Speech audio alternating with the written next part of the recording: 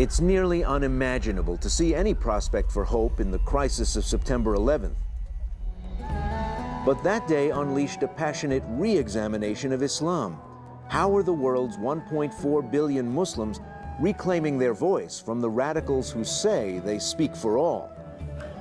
In the next hour, we'll explore what mainstream Muslims think about a multitude of topics, including democracy, women's rights, and the radicals among them. Coming up in this special program, Who Speaks for Islam? What a billion Muslims really think.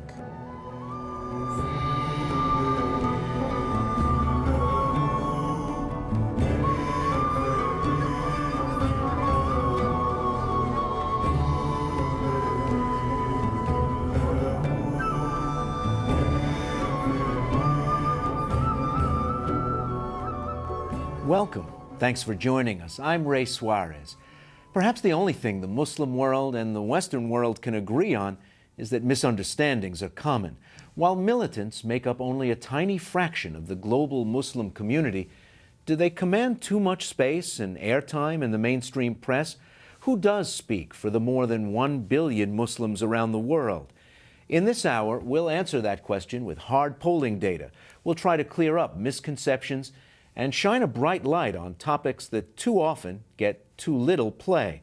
Let's start with a short piece about Islam, because misconceptions about the religion itself are also common.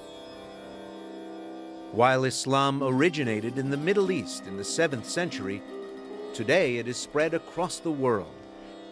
57 countries have Muslim majorities, and most of them are in Africa or Asia.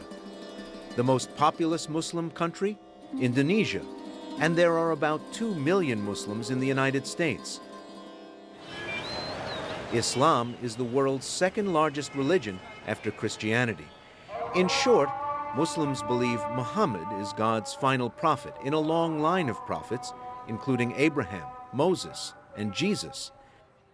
Islam rests on 5 pillars of faith. The first is the Shahada, the declaration of faith.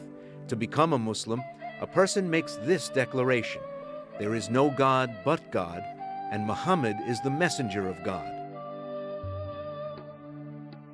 The second pillar is prayer.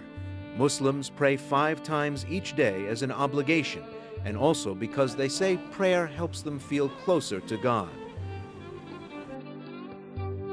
The third pillar is fasting, the month-long period of Ramadan, when all Muslims must fast from dawn to dusk. It's a time for spiritual reflection, repentance, and prayer. The fourth pillar is zakat, or almsgiving. Muslims must give 2.5% of all non-essential assets to the poor, sick, or suffering. The final pillar is the Hajj, the pilgrimage to the city of Mecca, where Muhammad was born. All Muslims who are able must make the Hajj at least once in their lifetimes. Each year, more than 2 million Muslims from across the world experience this spiritual journey. Joining us for the next hour, Dalia Mogahed, Executive Director of the Gallup Center for Muslim Studies and co-author of the book Who Speaks for Islam? What a Billion Muslims Really Think. The book synthesizes 6 years of thousands of hour-long face-to-face interviews with people in 35 Muslim-majority countries around the world. It's the most comprehensive survey of its kind, and the results are the foundation for our show today. Dalia, welcome. Thank you.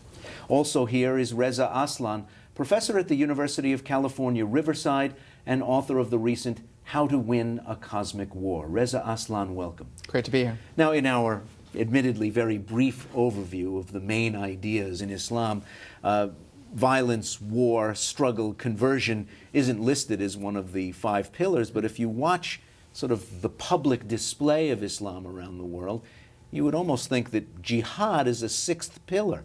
Could you blame people for thinking that? No, I don't think so, and I think, frankly, there are some Muslims who would agree that jihad is a 6th pillar.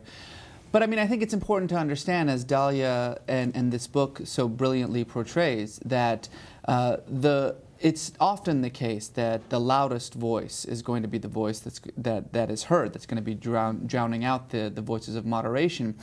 People always ask me all the time, why don't we see the voices of moderate Islam in the media? Well, there's a very simple reason for that, because it's boring. It's not news. News is violence and sex and threat. And so it's only natural that that's what we hear about when we turn on our television. But I think we need to be careful not to make the fundamental mistake of confusing the loudest voice for the majority voice.